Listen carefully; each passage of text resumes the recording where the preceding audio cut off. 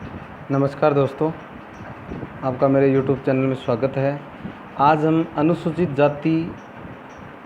कल्याण की योजनाएं जो भी राज्य सरकार और केंद्र सरकार की जो योजनाएं हैं उन पर चर्चा कर लेते हैं। अधिक तो जानकारी जिस संस्था में आप अध्ययन कर रहे हो, पढ़ रहे हो, वहाँ आपको मिल जाएगी, लेकिन कौन कौन सी योजनाएं अनुसूचित जाति के लिए कल्याण की योजनाएं हैं, जिसमें अनुसूचित जाति पूर्व दशम छात्रवृत्ति योजना है जो केंद्र सरकार के द्वारा चलाई जा रही है। 1 से 8 तक की कक्षाओं तथा ITI की कक्षाओं में जो बच्चे अध्ययन करते हैं उन छात्र छात्राओं के लिए योजनाएं हैं। और इसमें 1 से 5 तक 50 रुपये प्रति माह के छात्रवृत्ति की दरें और 6 से 8 तक 80 रुपये प्रति माह छात्रों का भुगतान, छात्रवृत्ति का जो भुगतान है वो खोले गए CBSE बैंक खाते में ही सरकार द्वारा जमा किया जाता है। इसके बाद में 2 नंबर पर है अनुसूचित जाति कक्षा 9 से 10 तक के छात्रों के लिए छात्रवृत्ति। 2011-12 में कक्षा 9-10 को छात्रवृत्ति केंद्र सरकार द्वारा संचालित की जा रही है 2011-12 से,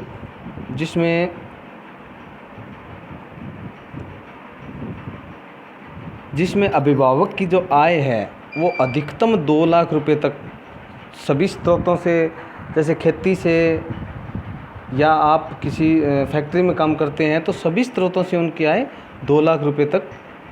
होनी चाहिए। 2 लाख रुपए से अधिक अगर आय है तो आप इसके पात्र नहीं हैं। और इसमें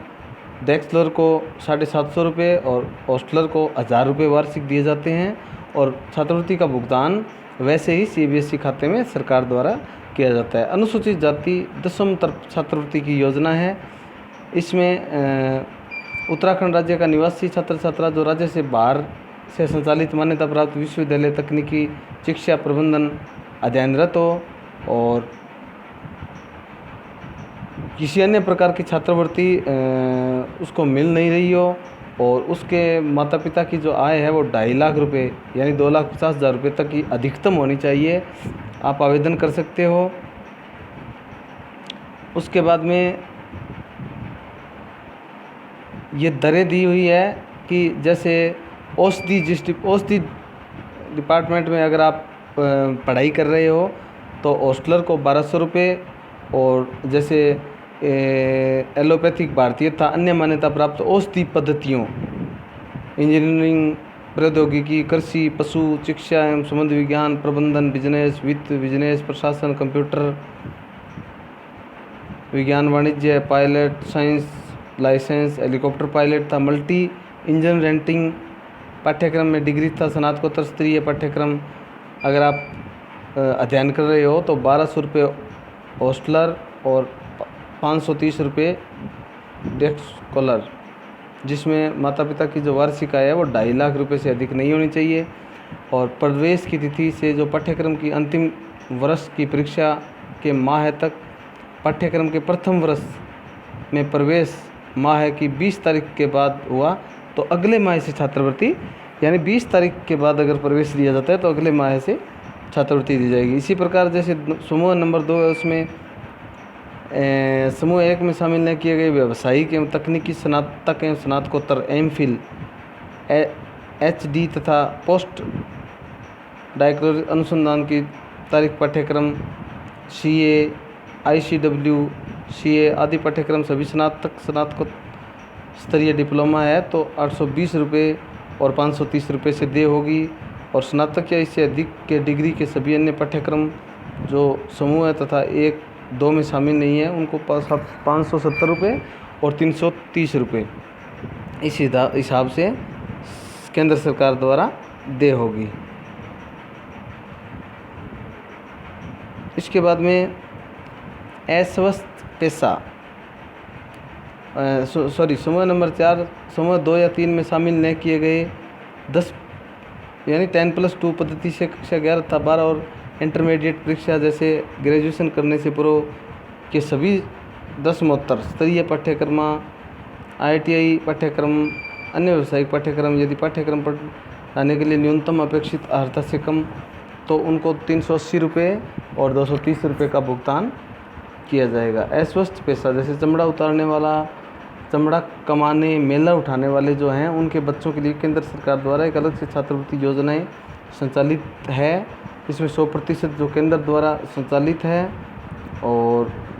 इसमें आय की कोई सीमा नहीं है। केंद्र सरकार द्वारा इसमें आय की सीमाएं हटा दी गई है और 2008 से 1 अप्रैल 2008 से ये योजना प्रभावी है, जिसमें विद्यालय में आवेदन किया जाता है।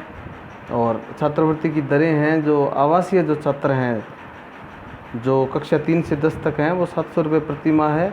10 माह तक, और अनावासीय छात्र यानी जो बाहर के रहने वाले नहीं हैं उनको 110 रुपये प्रति माह के हिसाब से